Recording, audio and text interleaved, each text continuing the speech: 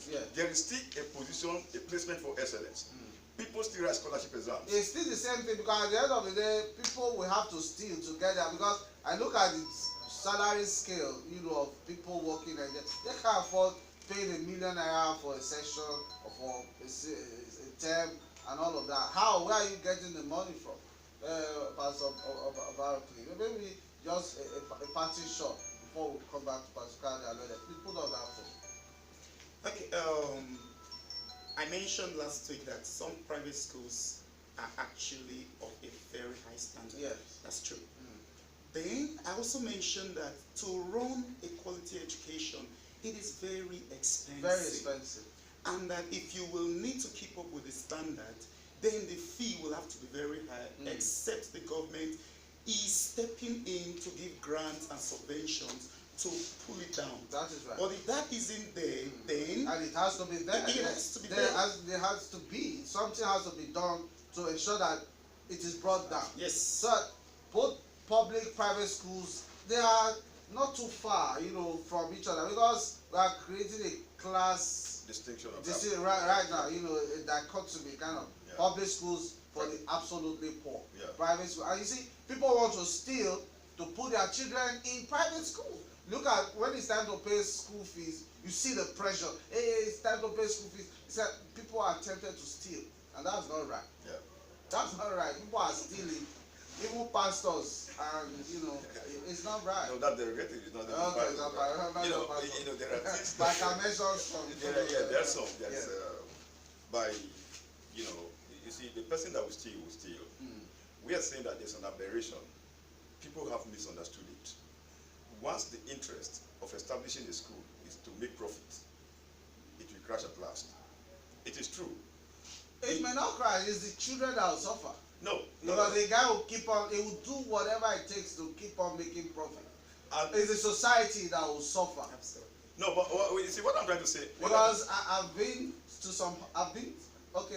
This is very personal. I've been to the hospital and not seen, staff cannot differentiate between, some stuff. They don't know nothing.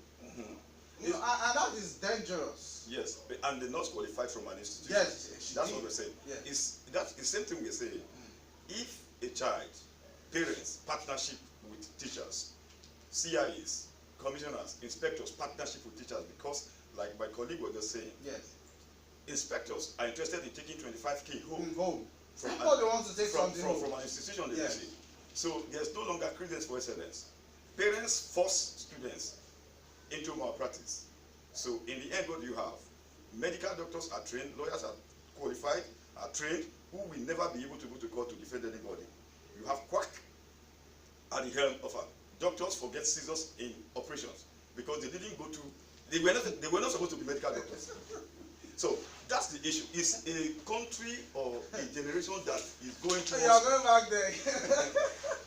Okay, Pastor Marky. How do we come out of, maybe it's what I've said. Yes. People should rise up and say, okay, private schools, government must fund to some extent. Public schools must be thoroughly and properly funded. There should be a balance.